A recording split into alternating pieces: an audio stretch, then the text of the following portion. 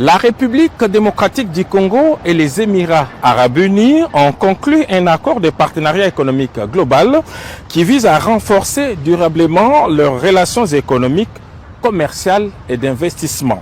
Cet accord établit un cadre juridique moderne, transparent et prévisible, conforme aux règles de l'Organisation mondiale du commerce (OMC), afin de stimuler les échanges, attirer les investissements et soutenir le développement économique de deux pays.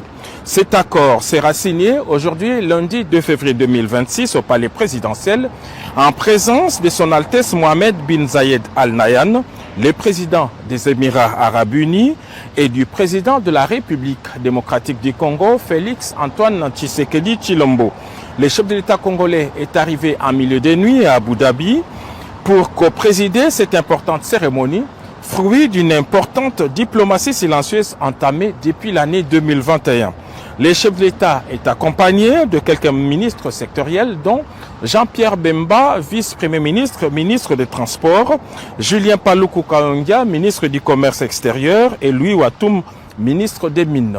La ministre du Portefeuille et la vice-ministre des Affaires étrangères sont aussi présentes ici à Abu Dhabi. Les deux parties ont mis 2 ans pour élaborer cet accord qui comprend 17 chapitres.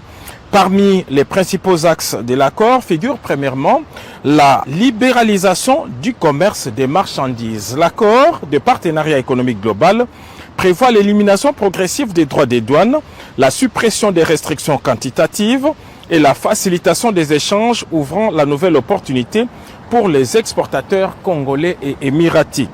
L'autre axe principal de cet accord est la facilitation des échanges et modernisation douanière. Ici, l'accord met l'accent sur les procédures douanières simplifiées, transparentes et efficaces, réduisant les coûts et les délais pour les opérateurs économiques de deux pays.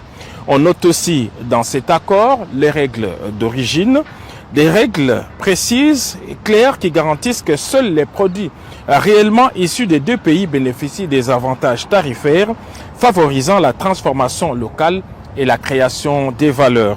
Un chapitre est aussi dédié à la promotion des investissements. Ici, il est question de pouvoir protéger les investissements de la République démocratique du Congo et surtout son patronat.